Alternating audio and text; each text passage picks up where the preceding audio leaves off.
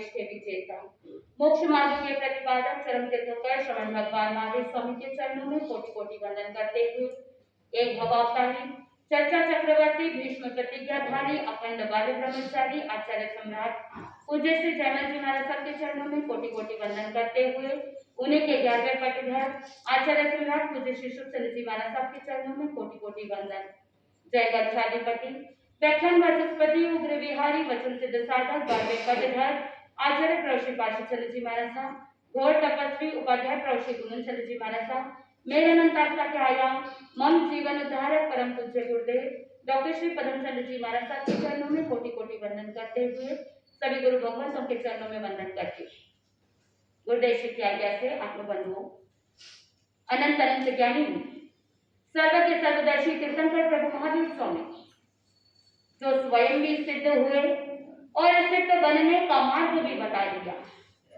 आत्मबंधु हर एक जीव सिद्ध की स्तुति करते हुए यही मनोकामना करता है कि मैं भी एक दिन सिद्ध बुद्ध और मुक्त बनूं। अगर सिद्ध होना है तो शुद्ध होना पड़ेगा। आत्मबंधु उत्तराध्ययन सूत्र के प्रथम अध्ययन की 15वीं गाथा के अंदर प्रभु महावीर स्वामी ने कहा अपा चेव दमयोगो अपाहु खलु दुदम अपा दम तो सोई हुई असीम लोहे पर अध्यय।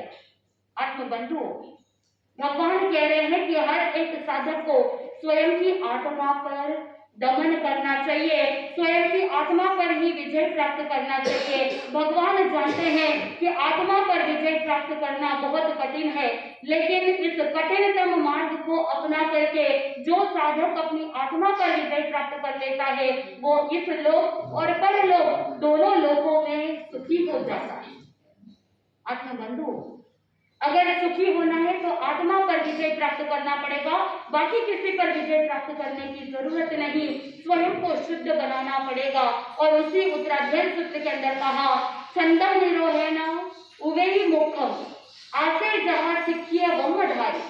आत्मबंधु ज्ञानी जन ने कहा कि जब तक मर्यादाएं नहीं तब तक महानताएं प्रकट नहीं होती। क्या कहा? जब तक मर्यादाएं नहीं तब महानताएं प्रकट नहीं होती। इसीलिए अगर महान बनना हो तो क्या करना पड़ेगा? मर्यादा में रहना पड़ेगा। चिंतन करो कि अगर समुद्र अपनी मर्यादाएं छोड़ दे तो क्या आ जाएगा? सुनामी आ जाएगी। अगर नदी ने अपनी मर्यादा छोड़ दी तो बाढ़ आ जाएगा। सूर्य चंद्र अगर अपनी काल मर्यादा को छोड़ देवे तो दिन के समय में रात हो सकता है, रात के समय में दिन, लेकिन वहां पर सूर्य चंद्र प्रकृति के हर एक वस्तु के अंदर आप देखते हो कि हर एक जगह पर क्या है? मर्यादा है। कानून देखोगे तो वहां पर भी कायदे हैं, वहां पर भी नियम है, अधिनियम है, रूल्स रेगुलेशंस है। अगर कहीं पर कोई सत्ता पर है तो वहां पर भी मर्यादा है। कोई भी खेल ले लो, कोई भी गेम ले लो, हर गेम के अंदर कोई ना कोई मर्यादा है। अगर मान लो कि कोई खेल खेल रहा है, कोई मर्यादा नहीं, कोई गोल पोस्ट नहीं, कोई नियम अधिनियम नहीं, तो फिर विजेता किसे घोषित करेंगे? स्कोर बोर्ड तैयार कैसे होगा? कैसे स्कोर को तय किया जाएगा? इसीलिए खेल के अंदर भी क्या बनाए? नियम बना दिए, मर्यादा रखी गई कि इस तरह से अगर मर्यादा का उल्लंघन किया तो वो स्कोर 0 हो जाएगा, स्कोर नहीं कर पाएंगे। तो इसीलिए ज्ञानी जी ने कहा कि जिस समय ये जो पदार्थ है, ये जो वस्तुएं हैं, उनमें भी जब व्यक्ति मर्यादा को अपेक्षित रखता है, लेकिन आत्मा को मर्यादित रखने के लिए कहे तो ये जीवात्मा क्या करता है? सिर गिलाने लग जाता है। आत्मबंधु दीपक की लौ जल रही है और उसी दीपक की लौ को मर्यादित रखने के लिए, उसे बचाने के लिए अगर कोई एक चिमनी रख देवे या कोई ग्लास को उल्टा रख देवे या ग्लास से उसे ढक दिया जाता है तो क्या वो दीपक की लौ बुझेगी? क्या हवा का झोंका उस पर प्रभावित हो सकता है? नहीं हो सकता है। जिस तरह से उस चिमनी के कारण से, उस ग्लास के कारण से दीपक की लौ बुझ नहीं सकती, ठीक उसी प्रकार अगर हम अपने जीवन में नियम अधिनियम की पाल बांध देते हैं, अपने जीवन को मर्यादित कर देते हैं, तो ये जीवात्मा इस आत्मा की लौ सदा के लिए जलती रहेगी। इस आत्मा की लौ कभी भी बुझ नहीं सकती। पतंग उड़ती है तो डोर संभाले हुए रहते हैं। अगर उस पतंग की डोर को छोड़ दिया जाता है तो वो पतंग उड़ान नहीं बन सकती। लेकिन कुछ ऐसे स्वच्छंदी लोग होते हैं जिनको स्वच्छंद प्रिय है, और ज्ञानी जन कहते हैं कि जो स्वच्छंदी होते हैं उनको मर्यादा अच्छी नहीं लगती।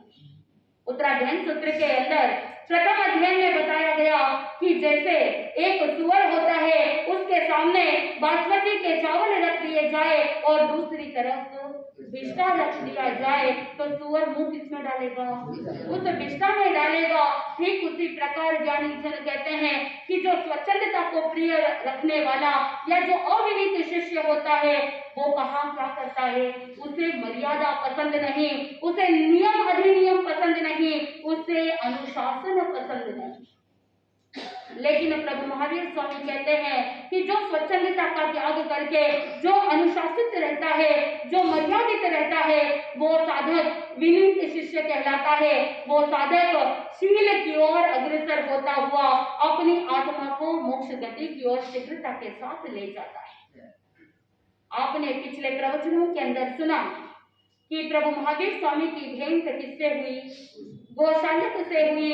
और उस गौशालक को स्वच्छंदता प्रिय और उसी स्वच्छंदता के कारण से अपने माता पिता को भी छोड़ करके अकेला स्वच्छंदता के साथ घूमने लगा, चित्रपट को दिखाता और अपनी आजीविका का निर्वाह करता। आपने सुना कि कैसे प्रभु महावीर स्वामी नालंदा के अंदर जो राजगृही नगरी के बाहर एक बुनकर की शाला में चतुर्मास के लिए अनुमति लेकर के ध्यानस्थ हो गए। पहले मास कमन का पारणा विजय सेठ के यहाँ विविध प्रकार के भोजन सामग्री के साथ हुआ, और जब देवों के द्वारा पंच दिव्य दृष्टि हुई, उस दिव्य दृष्टि को देखा और साथ में देवों के द्वारा प्रशंसा सुनी, और साथ में विजय सेठ की भी जब गौशालक ने प्रशंसा सुनी तो मन के अंदर भाव उत्पन्न हो गए कि मेरी भी ये जिंदगी कैसी है कि जहाँ पर इन चित्रपटों को दिखा करके मुझे क्या करना पड़ता है? अपनी आजीविका चलाना पड़ता है। कभी भोजन करने को अवसर मिल जाता है और कभी कुछ ऐसे सिर्फ बेसिक नेसेसिटीज पूरी हो जाती है। ये भी कोई जीना है? ऐसा सोच करके उसने मन के अंदर मानस बनाया कि मुझे इस महात्मा का क्या बन जाना चाहिए? शिष्य बन जाना चाहिए। प्रभु महावीर स्वामी के पास जाकर के विनती करता है कि भगवान आप बहुत प्रभावशाली है, आप महात्मा है, आप बहुत शक्तिशाली है, आपसे मैं प्रभावित हो गया हूँ, कृपा करके आप मुझे क्या कर लीजिए? शिष्य के रूप में स्वीकार कर लीजिए। आज से आप मेरे धर्म गुरु है, आप मेरे धर्माचार्य है और मैं आपका शिष्य हूँ। भगवान मौन रहे, भगवान ने स्वीकार नहीं किया। पुनः भगवान बुनकर शाला में पधार गए और ध्यानस्थ खड़े हो गए। दूसरा मास गमन और 1 महीना ऐसे ही व्यतीत हुआ, लेकिन उस गौशालक को पता नहीं चल रहा था कि किस समय भगवान भोजन करेंगे, कहाँ करेंगे, और जब तपस्या करते तो उसको ये भी नहीं पता होता कि कितने लंबे समय तक वो तपस्या करेंगे। उस गौशालक को तो पता नहीं था, लेकिन गौशालक तपस्वी नहीं था। उसे तो उन चित्रपटों को दिखा करके जो भिक्षा मिलती उस भिक्षा के माध्यम से ही अपनी आजीविका चलानी होती। और इधर जैसे ही दूसरा मास गमन पूरा हुआ, भगवान आहार की गवेषणा के लिए राजगृही नगरी के अंदर पधारे और दूसरे मास गमन का पारणा आनंद गातापति के यहाँ खाजा के माध्यम से हो गया। और पुनः प्रभु महावीर स्वामी जब पारणा करते हैं तो उसी दान की प्रशंसा करने के लिए पुनः पंच दिव्य वृष्टि होती है, देवों के द्वारा प्रशंसा होती है। यही क्रम चलता रहा। वो बार विनती करता रहा, लेकिन भगवान मौन रहे। पुनः तीसरा मास खमन, और तीसरा मास खमन जब पूरा हुआ, प्रभु महावीर स्वामी पुनः पारने की गवेषणा करने के लिए राजगृही नगरी के अंदर पधारे और इस तीसरे मास खमन का पारने का अवसर मिला सुनंद गातापति को, और उसने खीर के माध्यम से प्रभु का पारणा करवा दिया। आत्मबंधु, पुनः दान जैसे ही सुनंद गातापति ने दिया और भगवान महावीर स्वामी का पालना हुआ। देवों ने पंच दिव्य वृष्टि की, देवों ने अहोदानम अहोदानम की उद्घोषणा से दान की प्रशंसा की, प्रभु की प्रशंसा, और साथ में लोगों ने उस श्रावक की भी, उस गाथापति की भी प्रशंसा करी। जिस समय ये दिव्य ध्वनि होती, लोगों के मुखारविंद से सेठ की प्रशंसा सुनता, उस समय गोशालक को पता चलता कि प्रभु ने पालना किया है, प्रभु ने आहार किया है। लेकिन गोशालक तो तपस्वी नहीं था। ऐसे करते करते पूरा चतुर्मास व्यतीत हो गया, चौथा मास कमल चल रहा है, अभी पालना होना बाकी है। आत्मबंधु, कार्तिकी पूर्णिमा का दिन, चतुर्मास पूर्णाहुति की ओर चल रहा है, प्रभु महावीर स्वामी का पालना भी होना बाकी है। इधर गोशालक भिक्षा लेने के लिए जा रहा था। उसने सोचा, अपने मन में एक जिज्ञासा उत्पन्न हुई। उसने चिंतन किया, क्यों न मैं भगवान के ज्ञान की परीक्षा ले लूं। और उसी तर्क बुद्धि के कारण से उसने भगवान को कहा कि भगवान, मैं भिक्षा लेने के लिए जा रहा हूँ, आप मुझे अपने ज्ञान से बताइए कि आज मुझे भिक्षा में क्या मिलेगा। आज तो कार्तिक महोत्सव है, सभी लोगों के घरों में मिष्ठान तैयार होगा, तो आप मुझे बताइए कि आज मुझे भिक्षा में क्या मिलेगा। भगवान तो चार ज्ञान के धनी थे, मनोबल ज्ञानी थे, और उन्होंने अपने ज्ञान बल से कह दिया कि गोशालक, आज तुम्हें भिक्षा में खट्टी छाछ, बासी उतारी हुई कोदों का भात मिलेगा, खट्टी छाछ मिलेगी और एक खोटा रुपया मिलेगा। प्रभु के इस वचन को मिथ्या साबित करने के लिए, उस मिथ्या करने के उद्देश्य से वहां से वो निकलता है। और उसने सोचा कि बड़े बड़े धनाढ्य सेठों के वहां जाऊंगा, बड़े बड़े भवनों के अंदर जाऊंगा, तो मुझे क्या मिलेगा, मिष्ठान में मिलेगा। आज कार्तिक महोत्सव है और इसीलिए वो क्या करता है, बड़े बड़े सेठ के यहाँ जाता है, धनाढ्य लोगों के भवनों के अंदर जाता है, लेकिन कहीं पर भी उसे उचित भिक्षा नहीं मिली, उसे उचित आहार का सुलभ प्राप्त नहीं हुआ। आत्मबंधु, गोशालक हताश और निराश खाली हाथ पुनः लौट गया। अब वो वापस पुरुषार्थ करता है, वापस वो गरीबों की झोपड़ियों के अंदर जाता है और घूमते घूमते कहीं पर भी कुछ नहीं मिला। आखिर में एक लोहार के वहां उसे खट्टी छाछ, बासी भात और साथ में 1 रुपया मिला। और जब उस रुपये को चलाने का प्रयास किया तो वो भी नकली निकल गया। आत्मबंधुओं, अब इस घटना का गोशालक के मन में बहुत बड़ा प्रभाव पड़ गया। आपके जीवन में भी कुछ ऐसी परिस्थितियां होती है, कुछ ऐसे इंसिडेंट्स होते हैं जो ऐसे बैड इंसिडेंट, एक्सीडेंट का रूप ले लेती है, मन पर बहुत गहरा असर पड़ जाता है और उसी मन के ऊपर प्रभाव पड़ने के कारण से आपकी धारणा बन जाती है, आपकी साइकोलॉजी बन जाती है। और उसी धारणा के कारण से आपके मन के अंदर कभी कभी इस तरह से आप भी भाग्यवादी बन जाते हैं, आप भी नियतिवादी बन जाते हैं और बहुत बार अंधविश्वासी भी बन जाते हैं। इस समय पर मुझे एक छोटा सा प्रसंग याद आ रहा है, गुरुदेव के मुखारविंद से सुना था। एक बार आपको पता है, शकुन अपशकुन के बारे में आप विचार धारणा करते हैं, और अगर आप कहीं बाहर कुछ शुभ कार्य के लिए जाते हैं और अगर बिल्ली रास्ता काट दे तो क्या हो गया, अब शकुन हो गया। और फिर आप क्या करोगे, आप वापस घर लौट जाओगे, सोचोगे कि थोड़ी देर बाद वापस रवाना होगा। और कुछ ऐसे लोग होते हैं जो थोड़ा सा धर्म के बारे में जानते हैं और वो वहीं पर खड़े खड़े नवकार मंत्र गिनना चालू करेंगे। मन में एक तरफ डर लग रहा है, लेकिन फिर बहुत बड़ा करोड़ों का डील साइन करना है, टाइम मिस नहीं कर सकते हैं, तो आप क्या करते हो, कुछ गलियां निकालते हो और सोचते हो कि मन में एक तरफ डर है और उस भय के कारण से जो अनहोनी नहीं घटनी चाहिए वो भी घट सकती है। लेकिन आपने क्या किया, तोड़ निकाला और आप नवकार मंत्र गिनना चालू कर दे।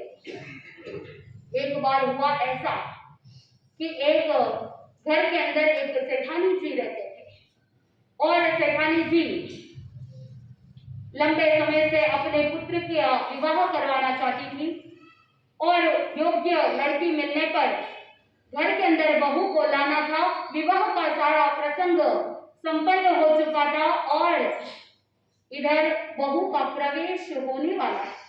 गृह प्रवेश के समय में कोई भी अपशकुन नहीं होना चाहिए। घर के अंदर सारी व्यवस्था बनी रही है और इधर घर के अंदर जो भी लोग हैं, काम करने वाले हैं, उन सबको निर्देश दे दिया कि देखो ध्यान रखना कि कहीं पर भी कोई अपशकुन नहीं हो। मेरे घर पर बहू का गृह प्रवेश होने वाला है, इसलिए पूरी पूरी सावधानी रखना।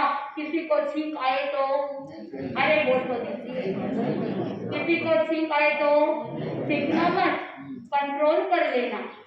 और कहीं कोई हाथ में बर्तन है, स्लिप होने वाला हो तो सावधानी रखना, कोई भी ऐसा काम मत करना। थोड़ी देर के लिए सब शांत होकर के एक जगह पर अवस्थित हो जाना, सारा निर्देश दे दिया। अब प्रकृति को तो कोई निर्देश नहीं दिया जा सकता। इधर बहू का गृह प्रवेश होना था और दूसरी तरफ उस सासू जी की नजर पड़ी, सामने से एक बिल्ली आ रही है। अब क्या करना?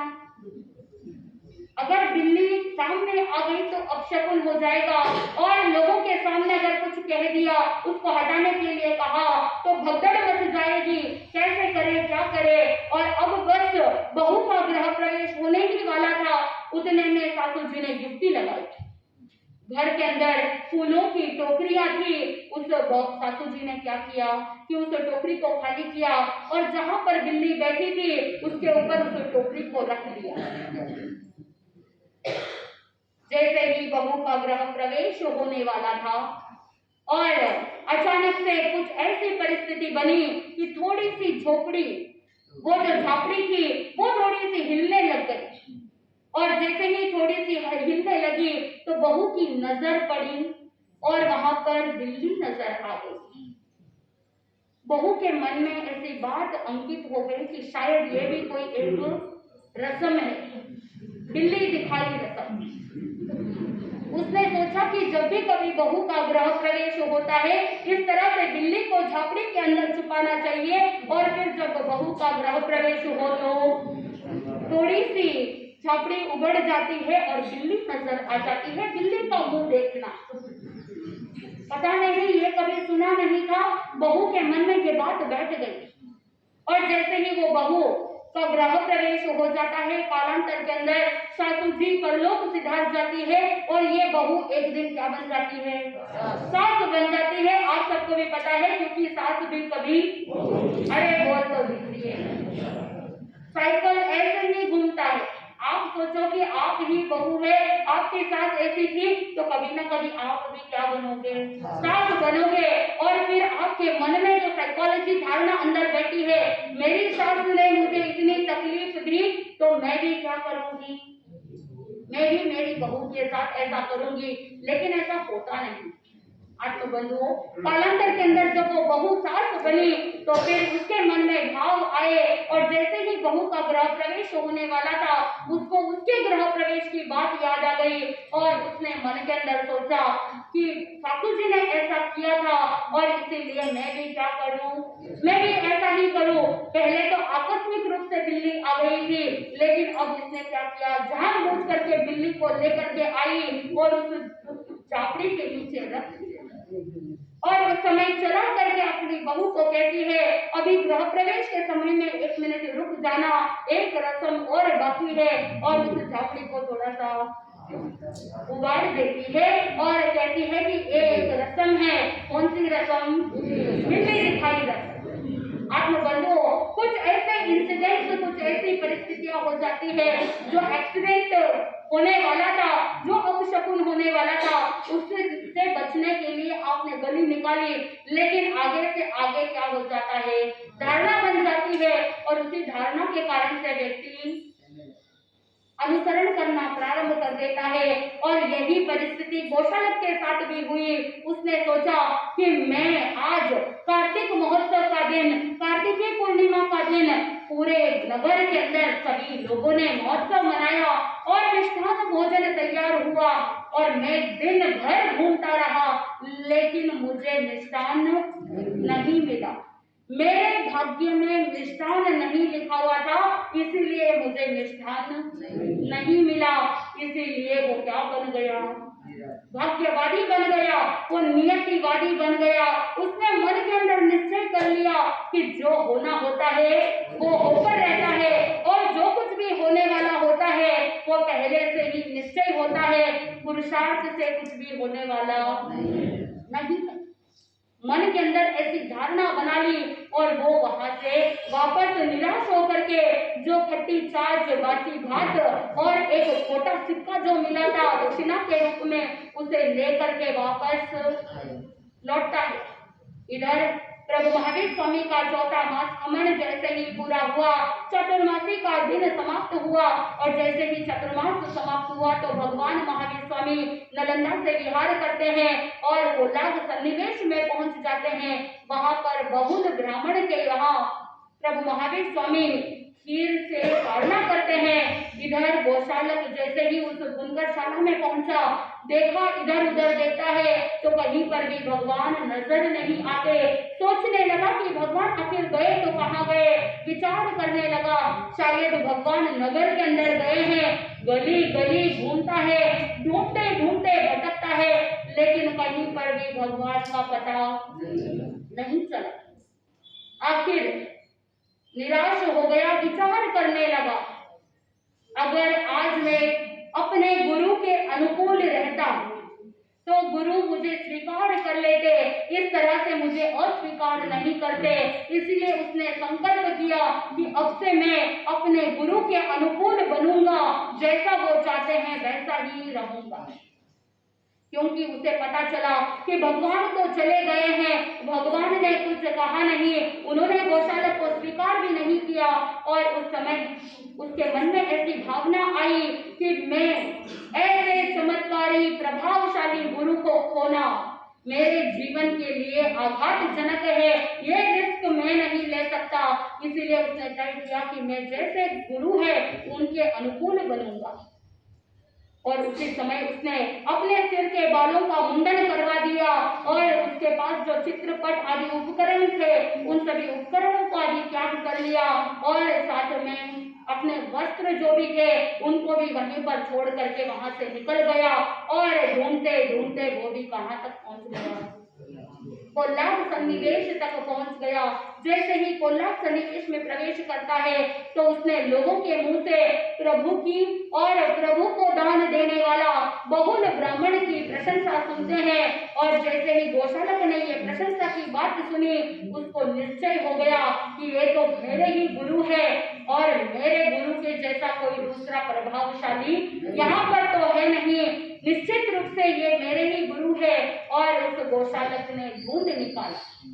आत्मबंधुओं, उस कोलाग सन्निवेश के बाहर उद्यान के अंदर ढूंढते ढूंढते घूमते घूमते जैसे ही पहुंचा तो उसने देखा कि प्रभु महावीर स्वामी वहां पर ध्यानस्थ खड़े हैं। वो गोशालक वहां जाकर के वंदन नमस्कार करते हुए बोलता है कि भगवान, आप जैसा चाहते हैं वैसा मैं बनने को तैयार हूँ, आप मुझे शिष्य के रूप में स्वीकार कर लीजिए। जो मेरे अंदर कमी थी उन सभी कमी को मैं क्या कर दिया हूँ, मैंने उसका त्याग कर दिया है। मेरे अंदर जो कमी थी उसे मैंने छोड़ दिया है, दूर कर दिया है। मैंने अपने पूर्व का जीवन ही त्याग कर दिया है। इसीलिए हे भगवान, आप मुझे स्वीकार कीजिए। एक बार नहीं, दो बार नहीं, अनेकों बार उसने प्रार्थना की और टीकाकार कहते हैं कि भगवान ने उसकी प्रार्थना स्वीकार कर ली। लेकिन भगवती सूत्र के 15वें शतक के अंदर बताया जाता है कि जब भगवान महावीर स्वामी गौतम स्वामी जी को इस घटना के बारे में बताते हैं तो भगवान ने कहा कि मैंने गोशालक की ये बात सुनी। वहां पर शब्द आता है आगम के अंदर, पढ़ी सुनेमी, और यहाँ पर टीकाकारों ने पढ़ी सुनेमी शब्द का अर्थ निकाला है स्वीकार करना। और टीकाकार कहते हैं कि भगवान ने गौशालक की प्रार्थना स्वीकार कर ली। आत्मबंधुओं, प्रभु महावीर स्वामी का विहार हुआ। कोलाब सन्निवेश से आगे विहार करते हुए भगवान सुवर्ण थल की ओर आगे जाने लगे और मार्ग के अंदर कुछ ग्वाले मिल गए और वो सारे ग्वाले एक हंडी के अंदर खीर पका रहे हैं। जैसे ही खीर बनते हुए गौशालक ने देखा, उसके मुंह में पानी आने लगा, जोर की भूख लगी थी और उसने भगवान महावीर स्वामी को कहा कि भगवान पहले खीर खाएंगे, उसके बाद आगे चलेंगे। तो उसके लिए भगवान क्या कहेंगे? क्या गौशालक खीर खा पाएगा? क्या गौशालक अपने मन की इच्छा को पूर्ति कर पाएगा? भगवान महावीर स्वामी किस समय क्या बोलते हैं? क्या खीर पकेगी या नहीं पकेगी? क्या खीर की हंडी फूट जाएगी? भगवान क्या कहेंगे? और गौशालक के मन में कैसी धारणाएं बैठी रहेगी? ये सारी बातें, ये रोचक प्रसंग जैसे जैसे आप सुनेंगे, आपके जीवन के अंदर ज्ञान प्रकट होता जाएगा, भीतर से आनंद की अनुभूति होगी। आप प्रभु महावीर स्वामी के जीवन चरित्र को सुन रहे हैं। ये दूसरा वर्षावास राजगृही नगरी के बाहर नालंदा के अंदर हुआ। आगे प्रभु महावीर स्वामी विहार करके सुवर्ण थल की ओर जाने वाले हैं और तीसरा चतुर्मास कहाँ होने वाला है, कैसे प्रभु महावीर स्वामी का साधना काल का तीसरा वर्ष होगा। जैसे जैसे हम सुनेंगे, आत्मा को आनंद की अनुभूति होगी। इसी मंगल भावना के साथ आनंद ही आनंद बोले श्री जैन धर्म की।